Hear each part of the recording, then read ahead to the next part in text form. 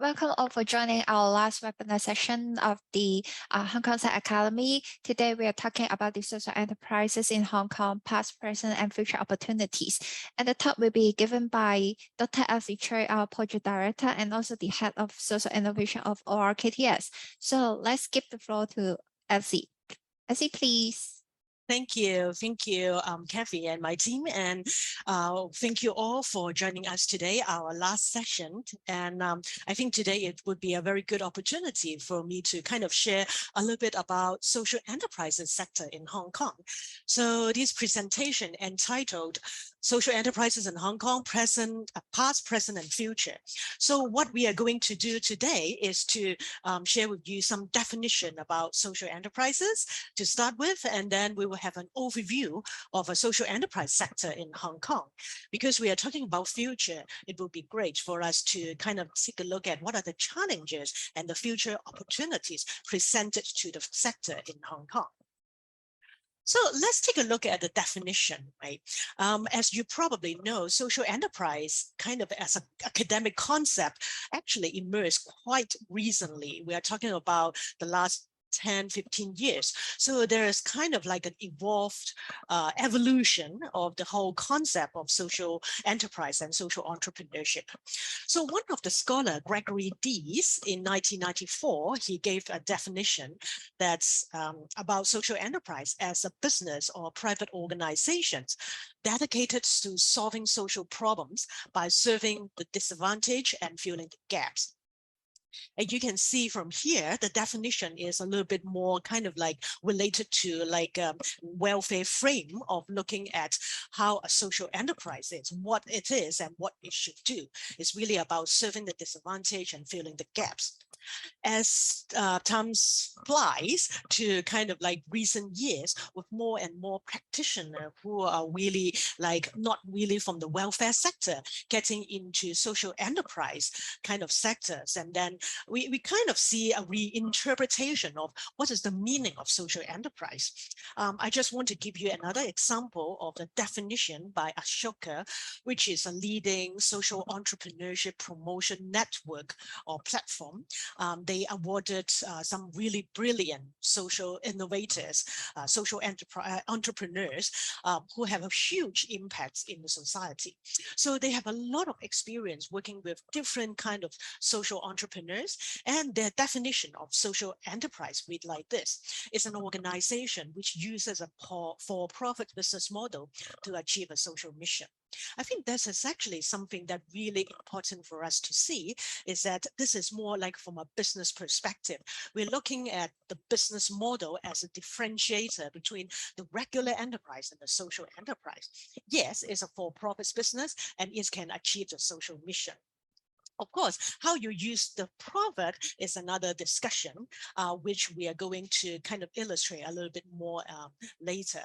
So this chart is also from Ashoka. I think this is actually a very good way, a very good visual representation of the concept, right? So a social enterprise involves a balance between the impact model and the business model.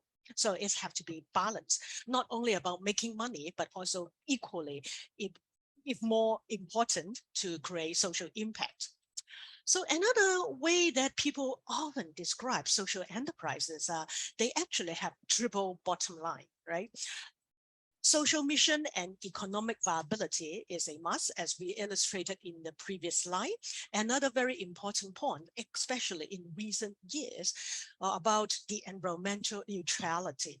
What this means is that even you have the strongest social mission, even you have the really good potential to make money, if what you're doing is damaging the environment, you're not considered as a social enterprise. Another way to kind of frame it is from what people say: people, profit, planet. That means that a social enterprise have to take care of the people, maybe the vulnerable groups, the social impact, more the social relationship part, and then the planet really about the environmental sustainability and also the profits. So that is actually another way of looking at social enterprise. So another one that another pictures that I would like to share with you is that when we talk about social enterprises, it's actually quite interesting that it's not only sit in the middle of like traditional charity model, which is really about like giving out a lot of support to the vulnerable group purely for charitable purpose. Another end of the spectrum is traditional business, really about maximizing the shareholders' value. What is interesting about social enterprises is that it's kind of sit in the middle, but some social enterprises lean kind of like towards one way or the other, right? For example, there are some social enterprises that are actually funded by leading NGOs. Like, for example, Tonghua Group of Hospitals in Hong Kong, they run many different social enterprises, like iBakeries. Or we see Cafe 330, which is actually also funded by a leading NGOs in Hong Kong. So they would be some sort of a social enterprises that lean a little bit more towards the charity model. With that, a majority of their income still kind of like being supported by their mother organization, but with a healthy revenue model that can sustain their operation. There are some newer type of social enterprises, usually started by some new, what is called a new type of social entrepreneur. There may be young people, maybe students, maybe some academics who really kind of like don't have much welfare experience, but their business are actually extremely impact focused, right? So they are kind of linked a little bit towards more traditional business. Another type of kind of in between business and social enterprises are the B Corp, the benefit corporation. They're the regular business that injecting a lot of social mission in their kind of core DNA. So what I would like to illustrate here is that what makes social enterprise sector interesting is there are a lot of diversity of different kind of characteristics, and depending on your social impact area and also the business model that you pick, there's kind of like a little bit of different varieties in terms of the nature. So as we said, we are going to cover mainly about the social enterprises in Hong Kong.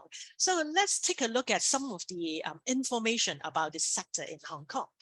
As I mentioned briefly, the concept of social enterprise are relatively new. And if we look at the sector, they actually emerged in the early 2000s.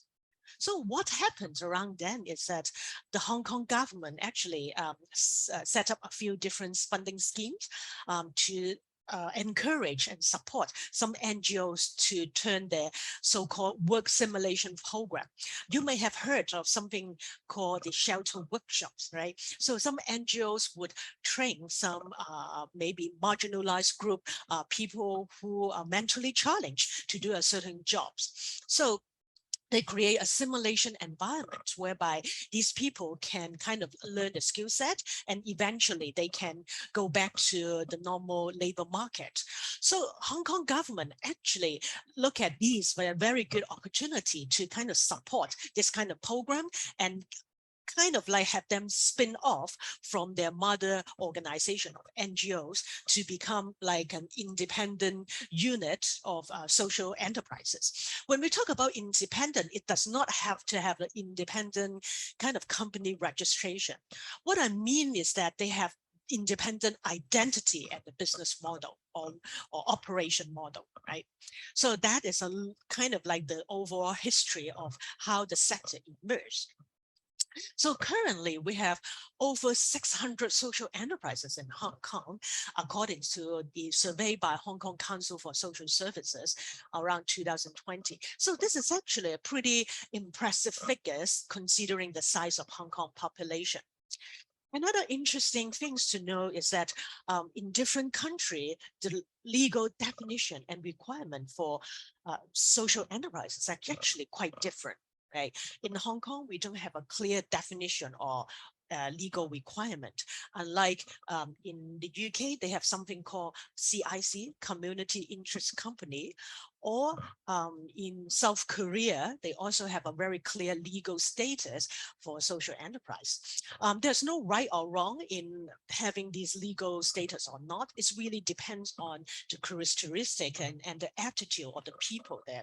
There's a pros and cons for about anything, right? For example, a few years ago, I met a social entrepreneur from South Korea. And then we all know that in South Korea, there's some kind of like tax incentive for social enterprise. So I asked him, oh, so did you register your company as a social enterprise to get this benefit? But his answer is no. Why? Because there are a lot of other kind of obligations that you need to fulfill in order to have the legal status of social enterprise in Korea. And a lot of them actually involve hiring a certain percentage of people from vulnerable groups. So it might make sense for some of the social enterprise, depending on the nature of social impact area, but for some may not be such a good idea. So in Hong Kong, we don't have like a very clear definition. There's no universal definition, I think, of social enterprise as stated by the Home and Youth Affairs Bureau. So in general, the definition is that social enterprise is a business to achieve specific social objectives. And then it's go on to say these objectives could be about providing services to certain people who need maybe have unmet needs, maybe about creating employment or training opportunity for socially disadvantaged group. Some social enterprise could be about protecting the environment, etc., etc.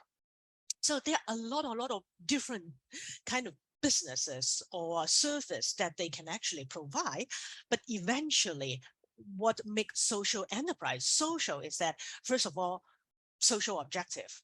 Secondly, the profits will be primarily reinvested in the business for social objectives that it pursues.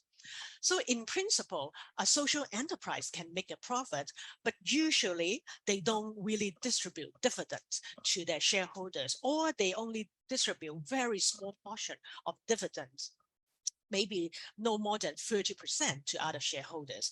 Just like the community interest company in the UK, there's something called the kind of like the profit lock.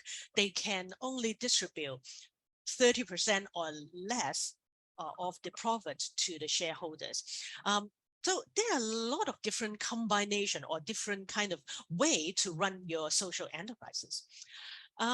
I just want to kind of share with you historically what are the major type of businesses, and it's still kind of like a dominant type of social enterprises in Hong Kong. First of all, many of them actually provide different kind of services, right?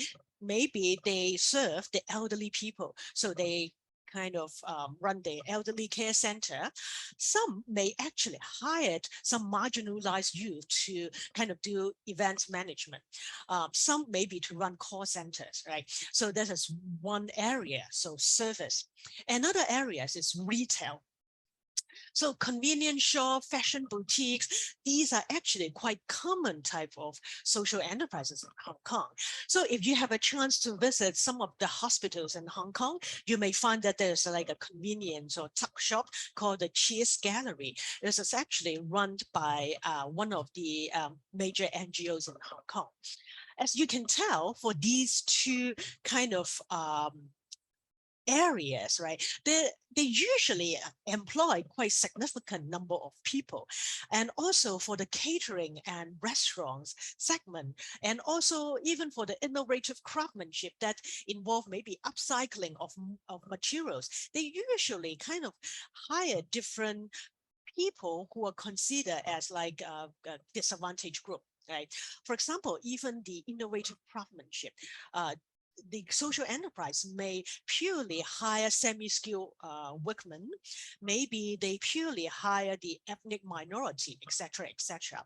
So all of these more traditional type of social businesses, they usually involve quite a lot of manpower and services. And many of them are actually what we call work integration social enterprises. They are uh, even when you look at the whole world, they are actually quite a dominant business model among social enterprise with the aim to provide employment for the disadvantaged group. So here's just to show you some example. I'm sure that you probably have been to iBakery if you're from Hong Kong. So you can see it here. We can see the jigin, right? So he is one of the star in the iBakery. So the iBakery is part of the Tonghua Group of hospitals. So they run cafes and they sell cookies and cakes, etc. So also under Tonghua, we have the vegetable and fruit processing supply service, right? They hire a lot of new immigrant ladies. The other two examples are kind of car washing and then kind of hairstyling services. They may hire some marginalized youth. So a lot of these kind of social enterprises actually have its root traced back to NGOs, more like a welfare kind of model. Even we said work integration social enterprises are kind of like old school in a way, but you can see their transformation in the last few years. This is a picture of Cafe 330. For those who work, study at CUHK or work in CUHK, I'm sure it's no stranger to you.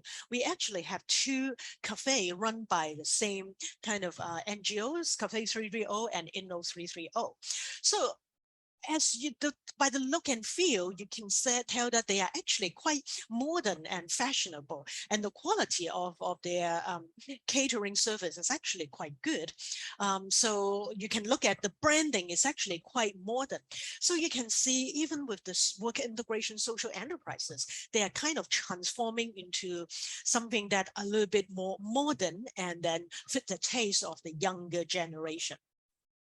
So this is a picture of Green Ladies. So Green Ladies run by St. James Settlement. Again, is one of the big NGOs in Hong Kong. So they this is a shops that sell secondhand clothing. They started with the ladies' clothing and then go into kind of like a baby and children's clothing. So they serve two purposes, the support the, of course, the sustainability aspect. And on the other hand, they provide employment for some women as well. So these are all the example of work integration social enterprises.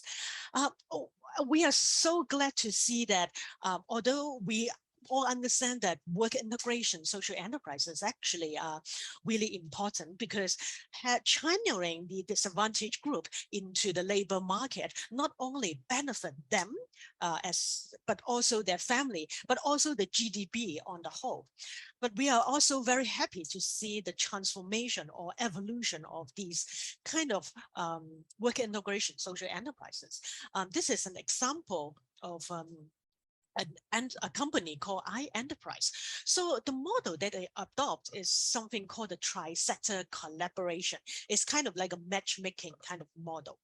So there's the pain point of kind of like different sectors could be fulfilled by this social enterprise. First of all, as some of you, I believe that quite many of you actually have been living in Hong Kong for a long time, and you probably know that how a lot of call centers have been outsourced to mainland China, right? So one of the companies called Hong Kong Broadband Network, a few years ago, they kind of echo one of the calling for a lot of big company to create more employment locally. So they decided that they really want to shift their call center back into Hong Kong. However, it's actually not that cheap to run a call center in Hong Kong. So they think about how can they work out a kind of like a sustainable model, but at the same time creating some social impact. So iEnterprise emerged as a middleman, a social enterprise is a middleman that matching an NGO that provide a huge network of people on the wheelchairs who are very skilled in many ways, but they just need a more sedentary job because they don't really move around that easily. So having a job at a call center fit perfectly with their lifestyle.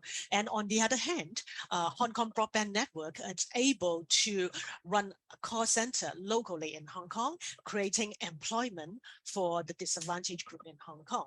So you can see here, they created different the opportunity for kind of different group of people. So these are all pretty good example of work integration social enterprises. But as we said, one of the key features of the sector is that it's evolving, right? So every now and then when you check back into like, well, who is new in the sector, you find a lot of new players having kind of like different business model or different impacts area.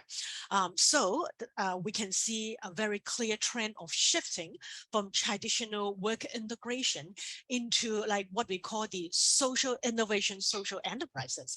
It's a social enterprise that not aim at creating employment as a key kind of social impact creation. So they might actually in the business of creating sustainable products or upcycle material, things like that. So we are going to go through some of the example shortly. But before that, I would like to also add another point.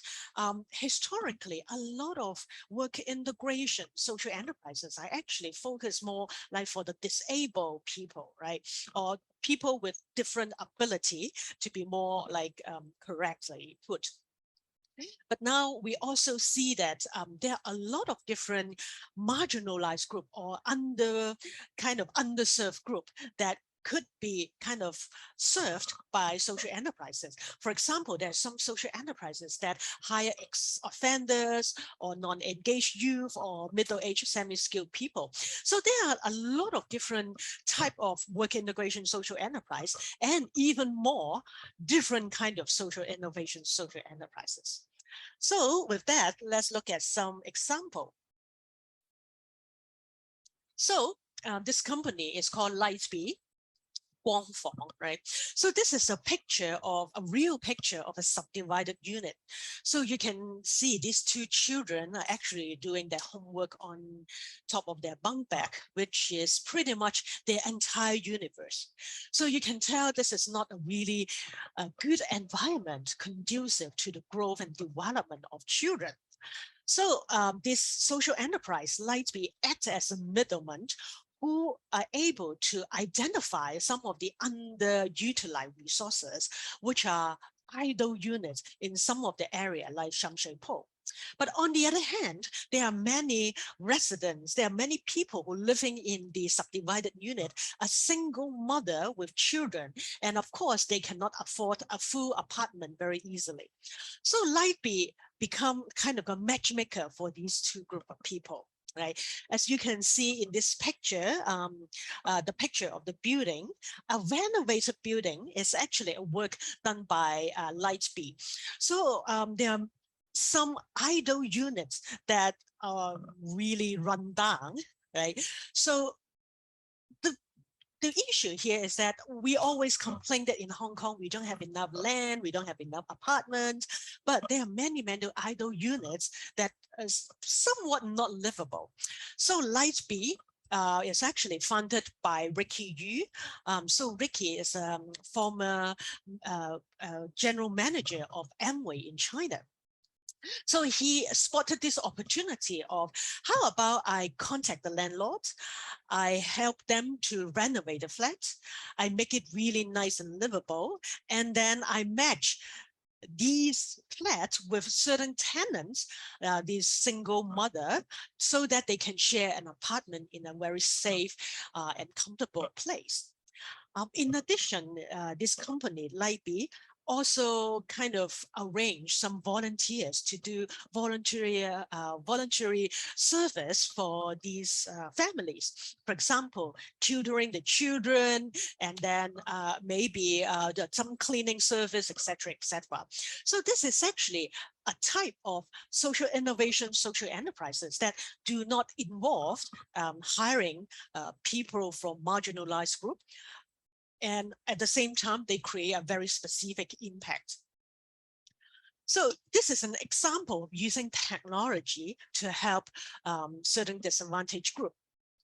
So I'm really glad to see that technology is actually more and more often used in this context. So today I'm going to share with you a lot of different examples. Many of them actually have participated or even won in Hong Kong Social Enterprise Challenge. So these are not that far-fetched. These are something that a lot of young people can do. So AI Site developed an app and also some gadget to add on to the walking stick for the visually impaired people. So these, with these, they can actually navigate in the city more conveniently. Another similar kind of business, but with a slightly different model, is B-Boys. So they also have an app to help the visually impaired person to read some of the instructions in the on this pill pack. You can see it here, and they have a function. If you push that button, it would actually read the text to you. So essentially, this app use AI to capture all the text, and then with just some very simple step, you can actually hear what the label is talking about. So it's actually extremely helpful for people who have visual impairment. Another interesting things about this example is that they not only do that, they also operate a group of volunteers just in case this visually impaired person may have like another need, or sometimes the AI cannot solve everything, then they still have the volunteers on duty to help them. So this is a very good example. How can we use technology and the traditional way, like the volunteers, and also to kind of marry the best of both worlds?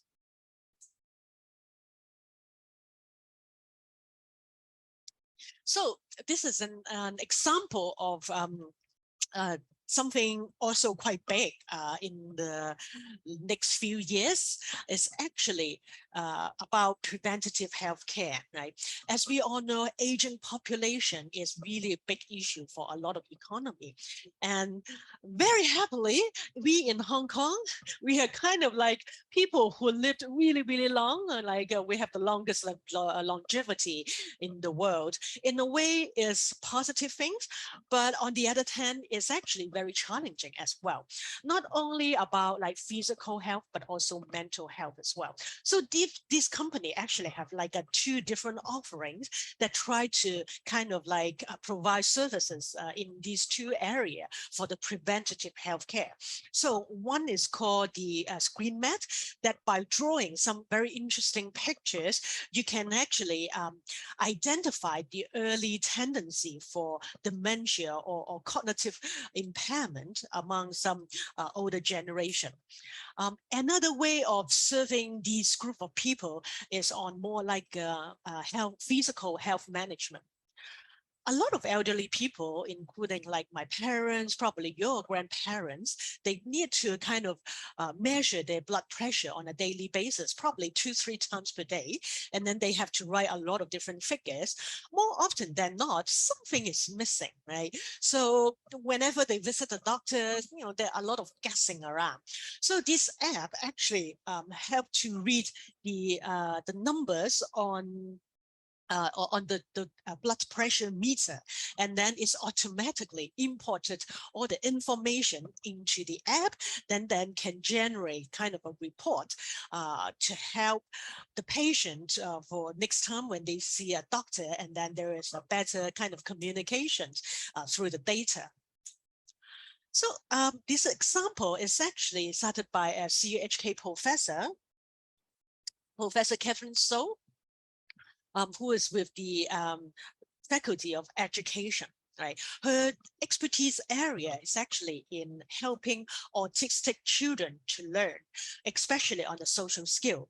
So her research showed that unlike us, right, a lot of autistic children, when they need to learn social skill, such as whenever you go out, you have to wear masks. If you step on other people's toe, you have to say sorry. This kind of social skills, right? So when they want to learn the social skill, it's actually not a good idea to learn from human, unlike us, because we usually learn through social interaction, through looking at like what other people do, the visual cues and things like that.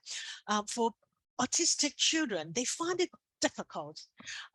So the best way for them to learn is actually with the robot, right? Through some kind of play, some kind of scenario, they can actually learn it very effectively.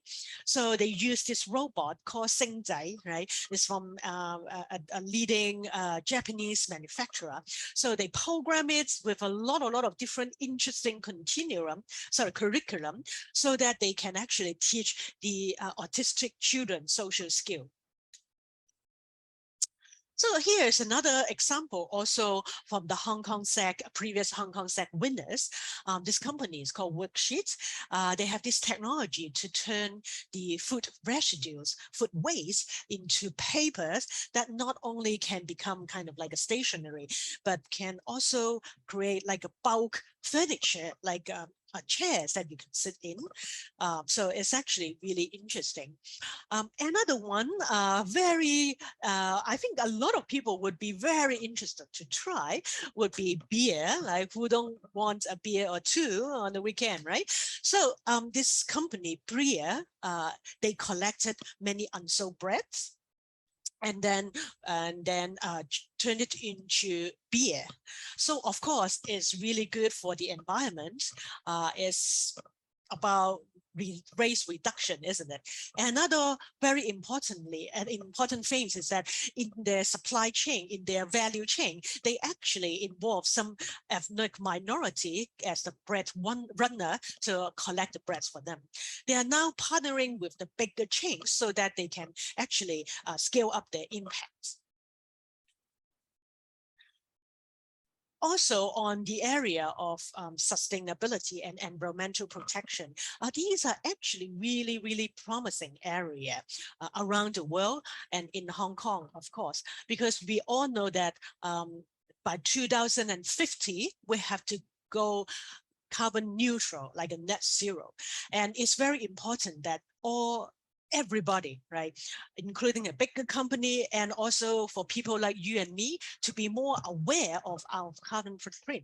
So this company have like two offerings. So one thing they do is that they gamify the app that can actually track your individual carbon footprint and give you a very clear kind of idea of your carbon emission and then how much it takes to absorb that.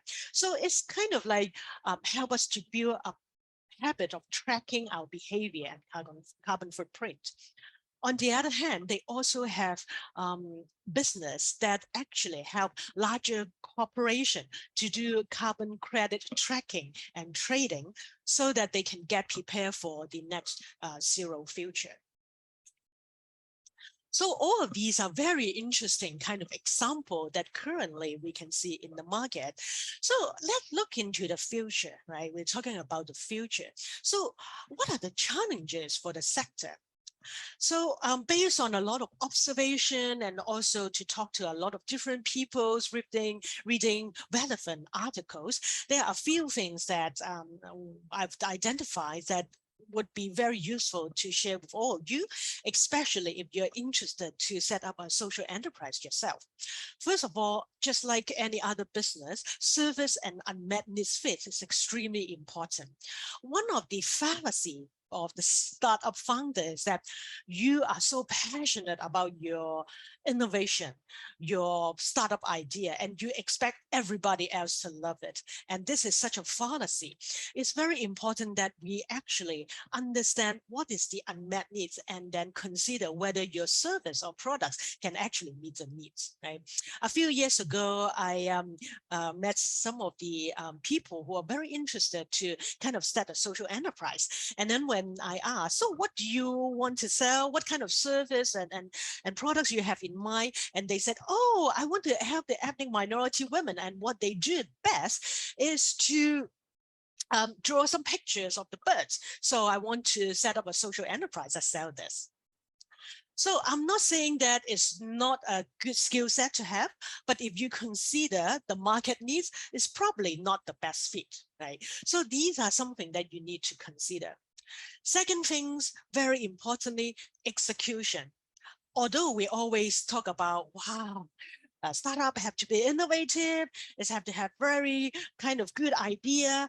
All of these are so true, but execution skills are very, very important, especially when we look at the social enterprise sector in Hong Kong. Still, majority of the operators actually have the welfare kind of background. So they are very good at mobilizing their beneficiaries. They are very good at some kind of community groundwork. But in terms of like maybe market their products, go through a certain channel or business development, these might not be something that they are good at. So it's very important that we facilitate cross-sector collaboration to improve the skill set of some of the social enterprises in Hong Kong. Another very important thing is really about like having a robust business model. Again, this is actually something that probably if you are kind of in what is called the tech startup world, you probably will understand a bit more about like what is meant by having a strong business model. But for many social enterprises that actually start up by people with a very kind of strong welfare background, this is the area that they need to make sure the whole business model works, right? The pricing strategy, go-to-market strategy, and how they combine business and impact. These are all really, really difficult to get it right. Another very important challenge is about funding. Now, in Hong Kong, we actually have quite a few solid kind of funding scheme to support the social enterprise startup, including the Hong Kong Social Enterprise Challenge. But for the growth stage, could be quite challenging. So we have the Social Innovation Entrepreneurship Fund, which kind of help to do the scale up stage, but I think that we also need more of that. Some of these fundings are from philanthropists, some are from family foundation, but many of them actually are, some of them are actually from the potential impact investors. But some of their concern is that even there's growth potential here, but the market cannot absorb or cannot demonstrate the scalability.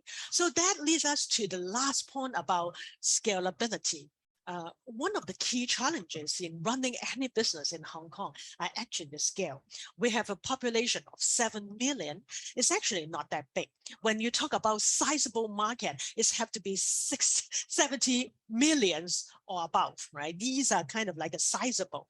But even still, if you really rely too heavily on your internal market, you get saturated very, very easily. So we have to think about whether you can scale it internationally or at the very least to GBA. That not only create an opportunity for the impact investor to support you and grow your business, but also you can actually scale your impacts as well. So looking at the future, so what are the future opportunities out there? So for the future opportunities, as I said before, we kind of witness the shift from traditional work integration social enterprise to social innovation social enterprises. So this presents a very good opportunity for the young social entrepreneur who have no welfare kind of background or connection. But as long as you have a very good innovative idea that can really that is robust enough to be able to translate into kind of like a business operation, then you have the opportunity to create impact, right? So we anticipate there will be even more and more social innovation type of social enterprises. Another thing is about leverage technology to scale impact. Technology can fill a lot of gap. For example, like the previous few examples that I show you, VVoice or AI site, they leverage technology to help the visually impaired person. So these are the things that can only be achieved through leveraging technology.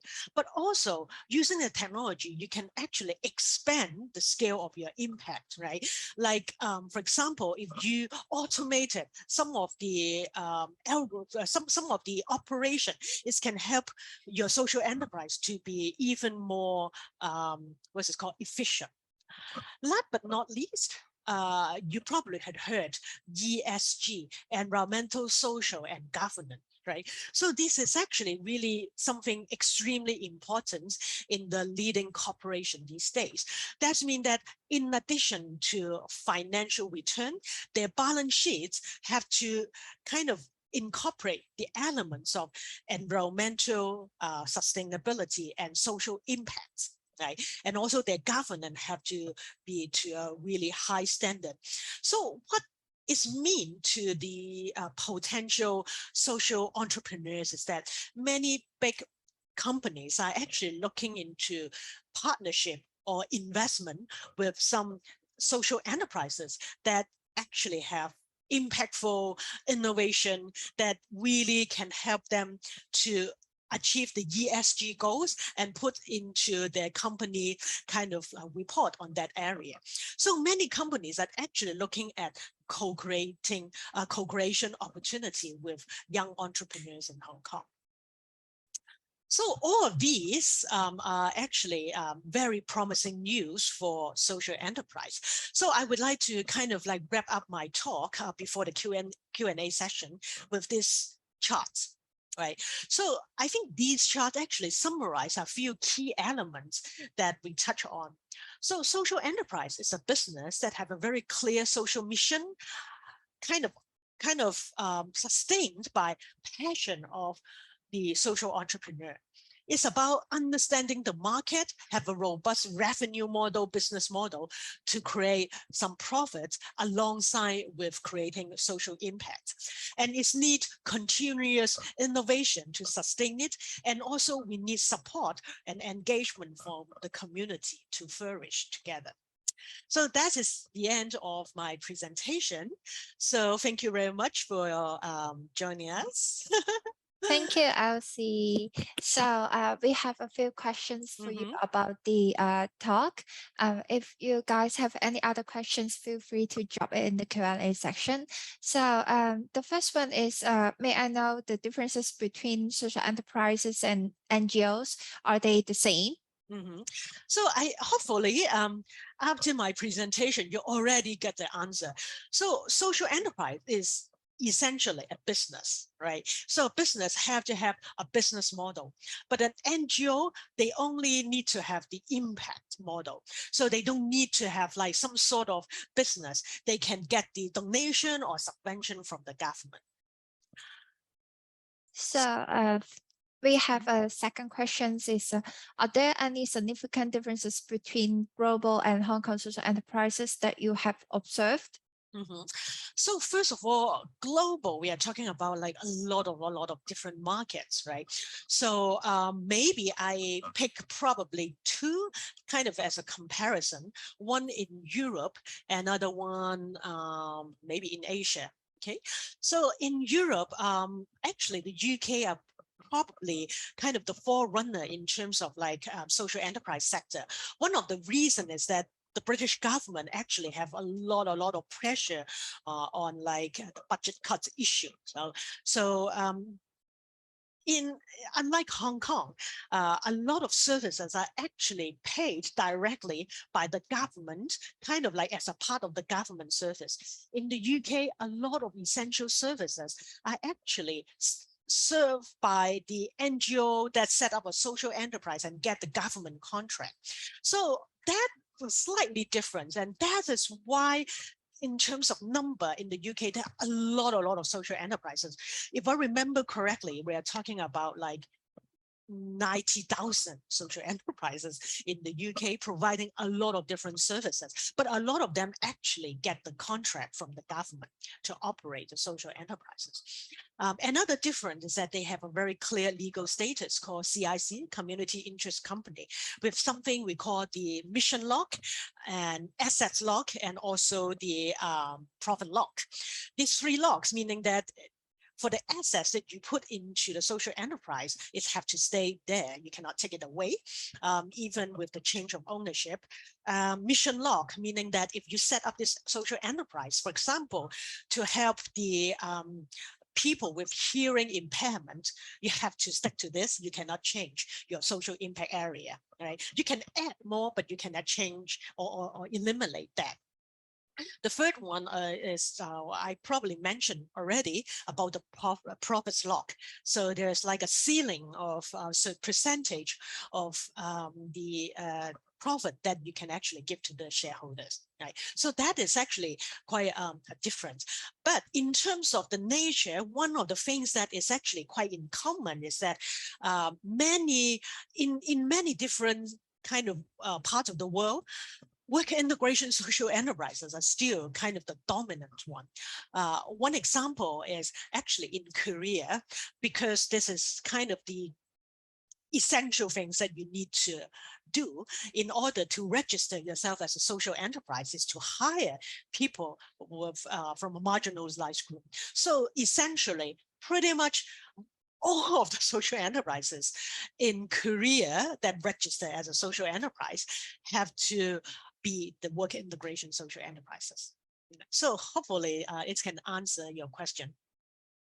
Thank you. So this question is about the how many percentage of the profit would usually be reinvested into the social enterprises. And so as you talk about the ESG nowadays, and there are more enterprise emphasize on ESG. So is this the only way I'll compare to the traditional business model? Sorry, this is these like two different questions, because I Yes. only see that. Okay, so maybe I answer it one by one easier. So maybe I start with the percentage first, because it's actually related to what I just said.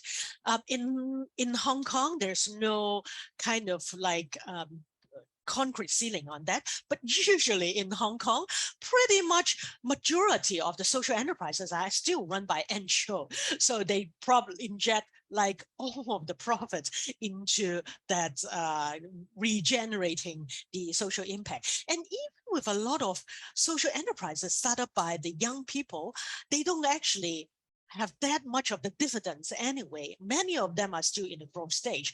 Then I would say that majority of them actually reinvest majority of the profit back into the business. So to answer the question about the ESG, is the social enterprise, is social enterprise the way out compared to traditional business model? I really don't really quite get this question. So I guess what you try to say is that is social enterprise more promising compared to traditional business model because of the ESG focus? Yes and no, but I think it really depends on whether you have a clear social mission. At the end of the day, if you want to start a social enterprise, the first thing that you need to start with is your mission. If you look at, wow, it might be more promising to run a social enterprise, but I really don't have a social mission, then it's really defeat the purpose. And at the end of the day, you won't do well, because all of the startup need to have some passion, and you need to be able to demonstrate your passion. So if you are a young startup founders who have a very clear social mission, have a clear passion, and then have some sort of good ideas or maybe some IP invention related to ESG, yes, that would be a lot of good opportunity for you.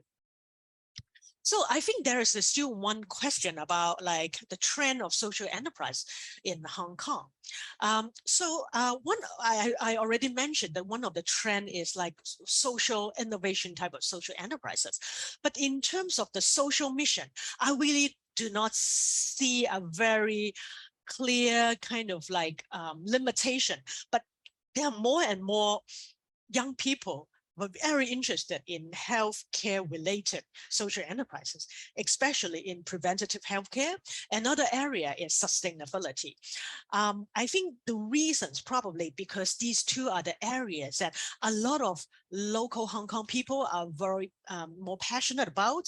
You probably get more inspired to do something around that. And if you have good ideas around these two, congratulations, because these tools are actually really in need for the future. And I highly encourage you to pursue your dreams.